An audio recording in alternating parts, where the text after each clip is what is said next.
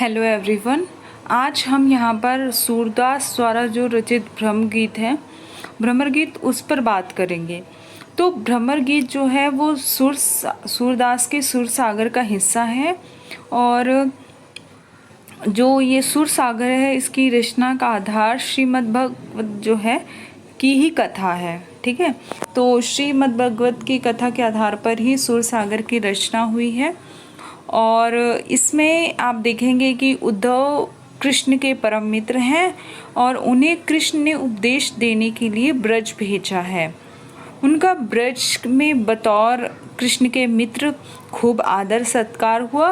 यह कथा श्रीमद् भगवत में है, लेकिन गोपियों का ज्ञान और योग का विरोध उसमें नहीं है। यानी श्रीमद् भगवत में कि गोपियों का ज्ञान और योग जो है उसका विरोध करना, क्योंकि उद्धव संदेश देते हैं कि कृष्ण का इंतज़ार छोड़ दो और निर्गुण की उपासना करो, निर्गुण भक्ति में ध्यान लगाओ, ज्ञान और योग पर ध्यान लगाओ। ऐसा जब वो उन्हें संदेश देते हैं तो गोपियाँ क्या करती हैं, इसका पूरी तरह विरोध करती हैं।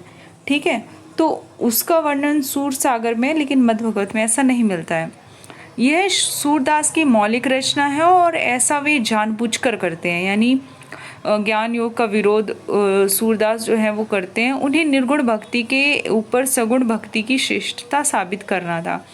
यानी जैसे सगुण और निर्गुण भक्ति धारा जो चली थी, तो उसमें आप देखोगे कि दोनों के बीच में टसल थी।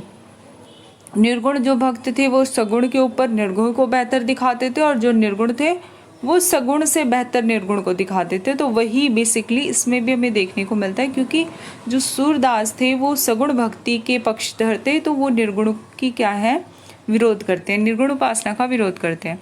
इसलिए वे बार बार गोपियों द्वारा ज्ञान और योग के विपक्ष में ढेर सारे अकाट्य तर्क करवाते हैं। ठीक है, और सबसे पहले मैं आपको ये बता दूं कि मेरी ना ये वाली वीडियो छोटे छोटे पार्ट्स में आएगी।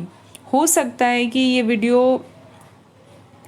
2 ही वीडियो आए इसकी, या फिर यूँ भी हो सकता है कि 3 हो जाए। तो ये पार्ट 1 है और पार्ट 1 में मैं आपको सभी जो जितने भी मैं व्याख्या करवाऊँगी उनका थोड़ा समरी बता देती हूँ और उसके बाद फिर मैं इसमें 2 व्याख्या करवाऊँगी और आगे की व्याख्या मैं नेक्स्ट वीडियो में करवाऊँगी। ठीक है, तो आप प्लीज़ प्लेलिस्ट में जाकर इसकी, अगर पार्ट 1 आपने देखा है और पार्ट 2, 3 नहीं मिल रहा है तो वहाँ पे आपको मिल जाएंगे। ठीक है, तो पद संख्या 1 जो है में सुर ने स्पष्ट किया है कि कृष्ण मथुरा में हैं और उन्हें माता यशोदा, नंद बाबा, गायों, ब्रजवासियों की बहुत याद आती है ना। जो पद संख्या 1 है उसमें वो दिखाते हैं कि सूर ने स्पष्ट किया है कि जो कृष्ण है, कृष्ण ब्रज छोड़ के मथुरा चले गए हैं, तो मथुरा में उन्हें माता यशोदा की, नंद बाबा की और उनकी जो गायें हैं काली सफ़ेद उनकी और ब्रजवासियों की याद आती है।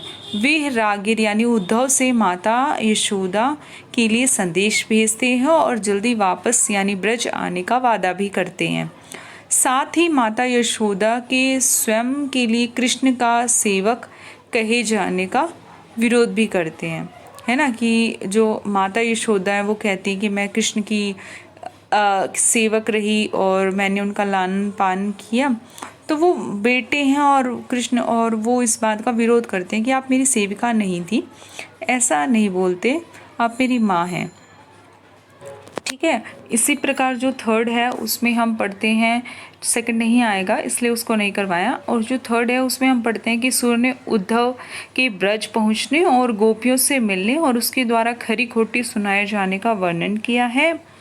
और इसमें हम देखते हैं कि गोपियां उद्धव को ज्ञान योग का जो व्यापारी घोषित करते हुए उसका जबरदस्त विरोध करती हैं। उन्हें सही जगह अपना माल बेचने की राय देती हैं। यानी गोपियां जो हैं उद्धव को कहती है तुम कहीं और जाकर अपना ये ज्ञान योग का जो व्यापार कर रहे हो तुम इसको बेचो, हमारे यहाँ कोई भी अज्ञानी ही होगा जो ऐसा करेगा और कोई भी ऐसा तुम्हारा जो ज्ञान योग है वो स्वीकार नहीं करेगा, ये राय जो है तुम्हारी वो नहीं स्वीकार करेगा, ऐसा गोपियाँ इसमें कहती हैं। ठीक है, इसी प्रकार जब आप पद संख्या 5 पढ़ेंगे तो सुर ने गोपियों की कृष्ण के प्रति जो अटूट प्रेम की चर्चा करते हुए निर्गुण मार्ग को कमतर सिद्ध किया है, यानी निर्गुण मार्ग है उसको छोटा बताया है, सगुण बेहतर होता है, ऐसा बताया है। ठीक है। इसी तरह जब आप पद संख्या 7 पढ़ेंगे तो सुर ने गोपियों के हवाले से कृष्ण की मनोहर छवि का उल्लेख करते हुए निर्गुण मार्ग के ऊपर सगुण भक्ति की श्रेष्ठता बताई है। उन्होंने कहा है कि सुर के गोपियों की आकुलता कृष्ण की राह देखने या तकते हुए नहीं बढ़ती है, बल्कि उद्धव के नीरस योग संदेशों को सुनकर बढ़ती है। यानी गोपियाँ जो होती हैं इतनी आकुल तो तब भी नहीं होती जब वो कृष्ण की राह देखती रहती हैं, बल्कि उससे ज़्यादा हो जाती है जब उद्धव उन्हें योग और संदेश का ज्ञान बांटता है, उन्हें कहता है कि तुम ये नीरस योग और संदेश को अपना लो, तब उनकी आकुलता बढ़ जाती है।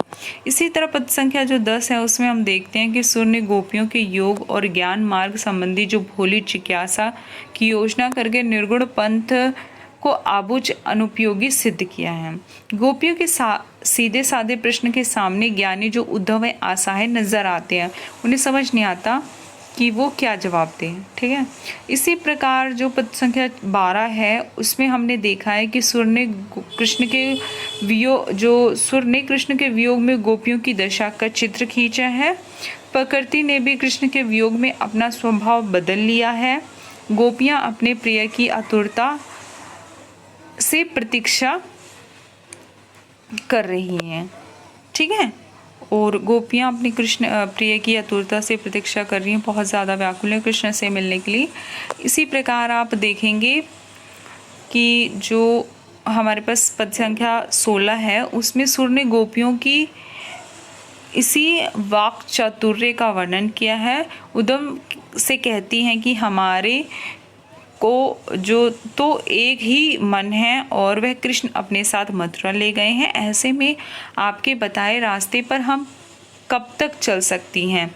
यदि हमारा मन हमें वापस मिल जाए तो हम वही करेंगे जैसा आप कहेंगे, है ना, ऐसा वो कहती हैं। इसी प्रकार पद संख्या 23 हमारे में आएगा, उसमें लिखा है कि सुर ने माता यशोदा द्वारा उद्धव से देवकी यानी कृष्ण की जो असली माता हैं जिन्होंने उन्हें जन्म दिया है के लिए संदेश भेजने की योजना की है। यह पद में एक माँ का सच्चा हृदय व्यक्त हुआ है। माँ ने अपने से दूर गए जो बेटे की सुख सुरक्षा आश्वस्ति की हमेशा चिंता लगी रहती है माँ को, और चाहे वह उसका बच्चा कितना ही सुख और सुविधा में क्यों ना हो, है ना। इसी प्रकार पद संख्या 26 जो है में सुर ने गोपियों के प्रति कृष्ण की स्वीकारोक्ति की योजना की है।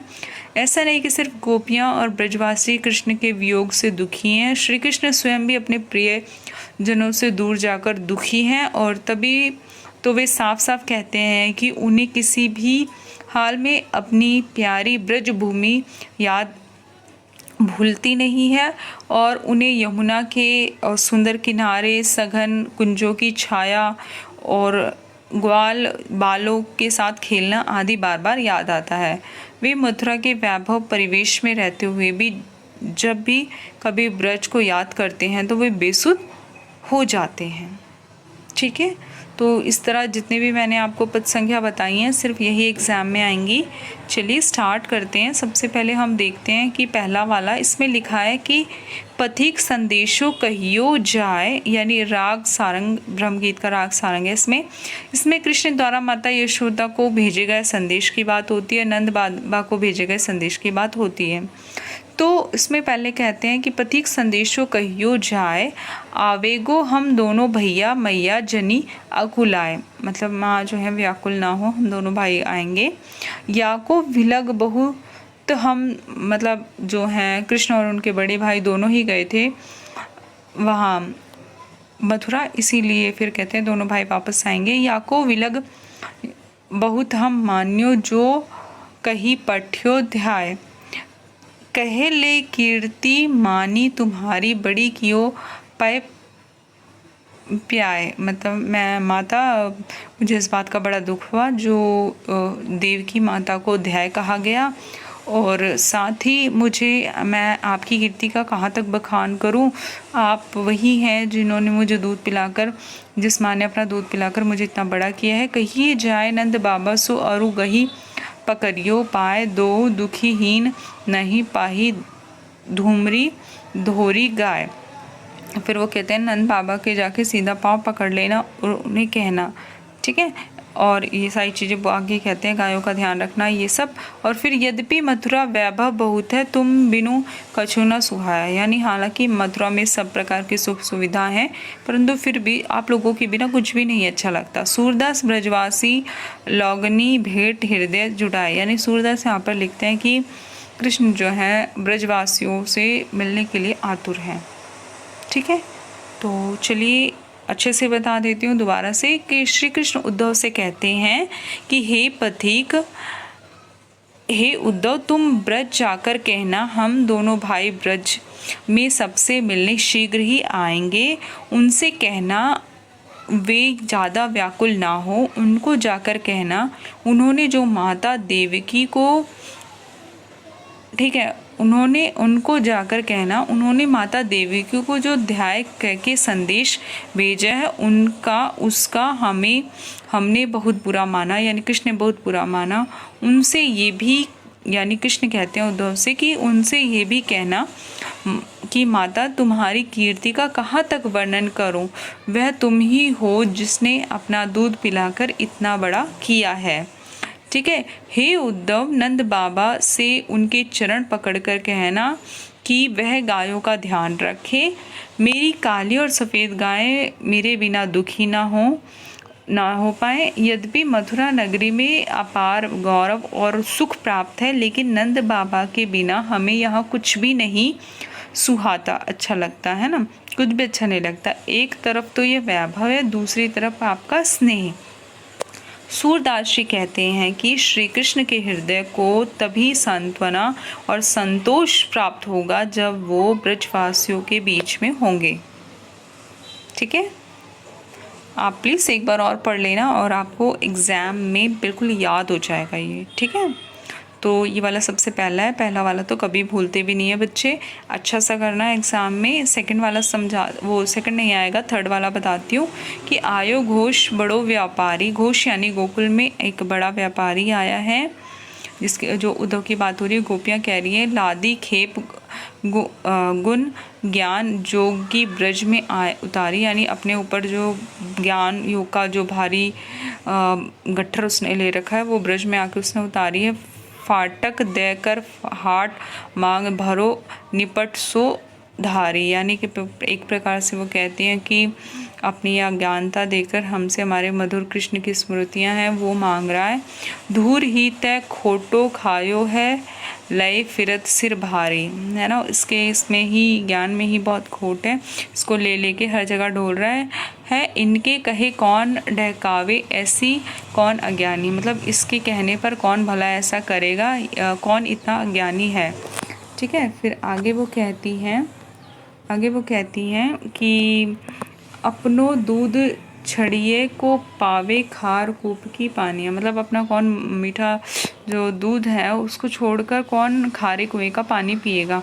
खुदो जाही सवार यहाँ ते बेगी गरु न लावे, मुँह मांग्यो पयो सूरज प्रभु साहुई आनी दिखायो, यानी उद्धव ये जो है वो हमें सच सच बताओ कि किसने ऐसे भेजा है तुमको, अपने उस गुरु का नाम बताओ, हम तुम्हें मुँह मांगी कीमत देंगे, ठीक है। इस प्रकार ऐसा मतलब जो है उद्धव को गोपियों की उलाहना है वो हमें यहाँ पे देखने को मिलती है।